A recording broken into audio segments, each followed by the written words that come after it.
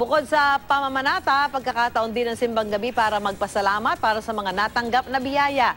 Mula sa Santo Domingo Church sa Quezon City, may live report si Katrina Son. Katrina? Susan, mahigit isang linggo pa nga bago magpasko pero ramdam na nga natin ang Kapaskuhan. Lalo pa at nagsimula na ang simbang gabi. Bata, matanda, magkakaibigan o magkakaanak. Sama-sama sa unang simbang gabi dito sa Santo Domingo Church sa Quezon City. Di nila alintana ang malamig na hangin at maagang paggising dahil ang araw daw na ito ang hudyat na magpapasko na. Malapit na yung Pasko. Ramdam na po namin yung Pasko. Para naman sa ilan, itinuturing daw nila ang simbang gabi bilang panata.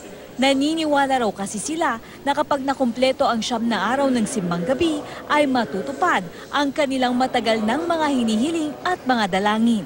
Sana laging masaya yung pamilya namin, gano'n. Tapos sana kahit paano magkaroon kami ng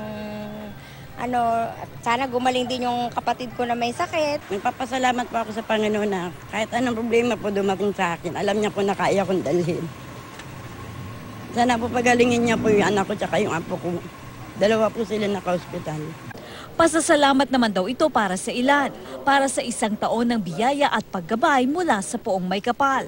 Papasalamat lang para sa isang taong maayos ang pamuhay at kalusugan.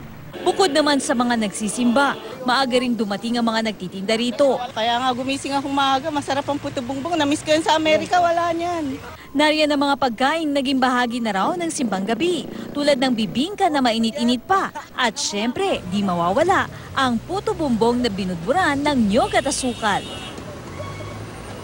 Susan, di naman nga natinag ng panakanakang pagulan yung mga dumalo nga dito sa misa na nagsimula ng pasado alas 4 nga na madaling araw at yung susunod nga araw na misa ay magsisimula naman ng 6:30 a.m.